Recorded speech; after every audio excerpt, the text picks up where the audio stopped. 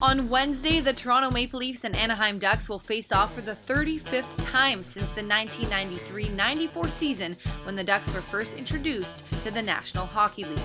The Leafs have enjoyed success against them, winning 20 of the 34 matchups. But there's also a rich history, especially in the last 5 years between the two clubs, involving coaches, GMs, and player dealings. As many know, recently relieved Toronto head coach Randy Carlyle was also the bench boss of the Ducks for 6 years before joining the Leafs. And after stepping down as GM in Anaheim in 2008, Brian Burke joined the Buds, where he would go on to engineer a staggering amount of deals between the two clubs. Just how many? Well, of the 14 dealings that have happened between the Leafs and Ducks, 10 of them were under Brian Burke. Now, not all of those have included major names. Some involved players who made very little impact, if any at all, like Mark Fraser and Dale Mitchell from a 2012 trade. But then you have the players like JS Giguère, who helped lead the Ducks to a cup in 2007 and was then traded to the Leafs in 2010. Oh, and then you have the likes of these guys. Miley to Kadri, the Lupo, scores!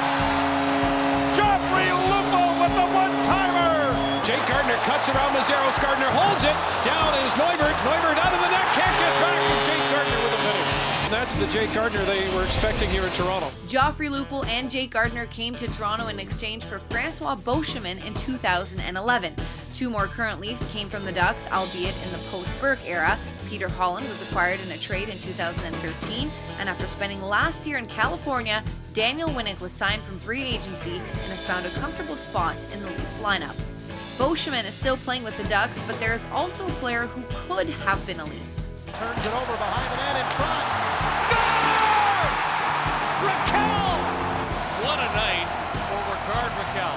Rickard Raquel was just a draft pick owned by the Leafs when sent to Anaheim in a 2011 deal, but was selected in the first round, 30th overall that year, and now has found a regular home in his first full NHL season.